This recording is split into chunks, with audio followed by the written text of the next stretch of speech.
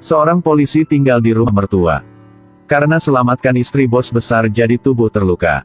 Dia hanya bisa sembunyi di satu sudut dan menahan sakit. Lalu Liu pura-pura mendapat kabar. Mencoba menyeret tubuhnya yang lemah untuk mengunjungi istrinya. Dia berbohong bahwa kemarin main game di warnet jadi lupa jam pulang.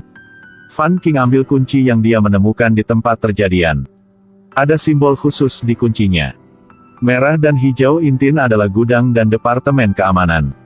Liu pernah kerja di dua tempat ini. Dia harus bilang jika kunci dia jatuh.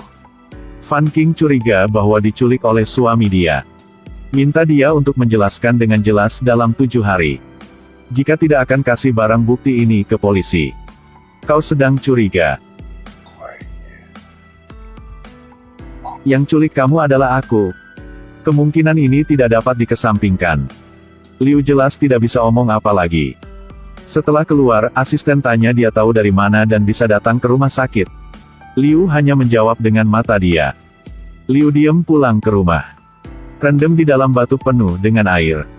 Dia kilas balik ke pencarian gagal sebelumnya. Mengarah ke gejala sisa dari ketakutan akan dingin. Dan adegan teman meninggal di tangan dia. Ingat ketika masih kecil saya menyelamatkan Fan King dari tenggelam. Dan skeptisisme Fan King terhadapnya sekarang. Liu bingung harus melakukan apa sekarang buat masa depannya. Di hari berikut Fan King keluar dari rumah sakit balik ke perusahaan. Jian Kuan-mu sudah tunggu di kantor. Dia takut anak diculik sekali lagi. Jadi sudah sewa 2 orang untuk melindungi dia. Fan King hanya bisa terima saja. Dia bilang kemungkinan Liu terkait kasus penculikan. Tidak mungkin.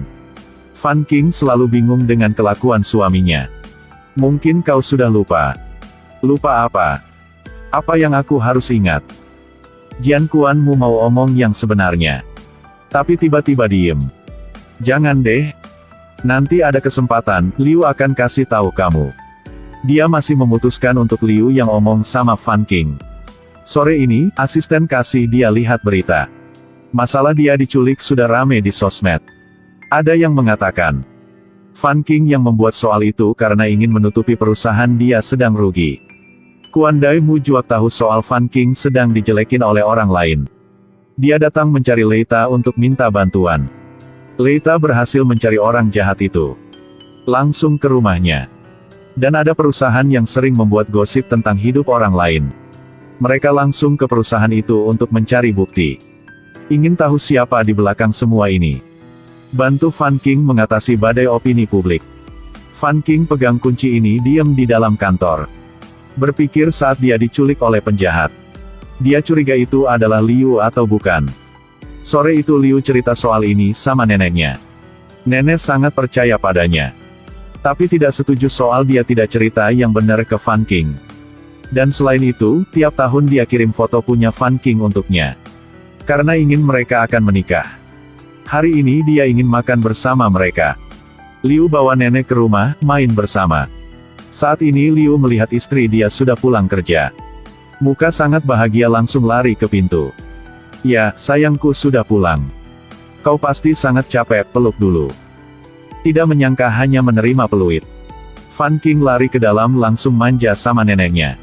Dia tahu nenek datang ke sini untuk memeriksa semuanya. Nenek baru datang dia sudah panggil taksi antar nenek pulang. Tidak menyangka nenek tidak mau pergi. Dia hanya bisa diam saja. Fan King memutuskan untuk balik ke kamar ganti pakaian. Dan tidak lupa omong sama Liu. Jangan aneh-aneh deh. Kasihan kamu. Nenek juga bisa melihatnya. Pura-pura di depan aku buat apa? Hanya nenek yang baik sama aku. Nenek kalau melihat orang itu tidak bisa salah. Saat makan nenek tanya. Kenapa tidak melihat foto wedding mereka di dalam rumah? Fan King bilang soal nenek dan kakek tidak punya juga. Tapi karena pada tahun itu kakek dan nenek tidak bisa foto.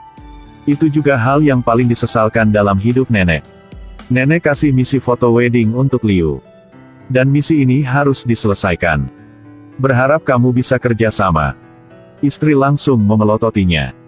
Fan King juga tidak berani melawan omongan neneknya. Setelah selesai makan, 3 orang duduk di ruang tamu nonton TV. Fan King sekali lagi mau panggil taksi anterin nenek pulang. Nenek tetap mau di rumah mereka malam ini. Nenek. Kalau begitu, malam ini aku tidur sama nenek. Liu akan tidur di ruang tamu, oke? Tidak boleh. Nenek tidur sendiri. Di kamar tidur utama. Kalian tidur di ruang tamu. Oke Liu. Iya boleh juga. Kau sangat suka ikut campur hidup orang lainnya. Sangat menjengkelkan.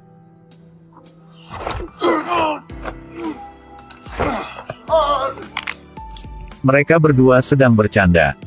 Tidak menyangka baru berapa gerakan. Membuat bahu terkilir. Liu bilang, kau tahu titik berhenti tidak? Ternyata masalah tadi. Leita melihat Liu minum setiap hari. Jadi sendiri melakukan melacak lokasi Fan King. Ingin Liu kembali ke sisinya. Liu bilang Leita bantu menyembuhkan dislokasi bahu. Leita hanya melihat dan bangun pergi. Bilang dia main sendiri aja. Setelah Leita pergi, Liu minum semua anggur yang sisa dan hari berikutnya, satu anak kecil sedang mau ambil boneka yang dijatuhkan oleh dia. Tiba-tiba sebuah mobil datang.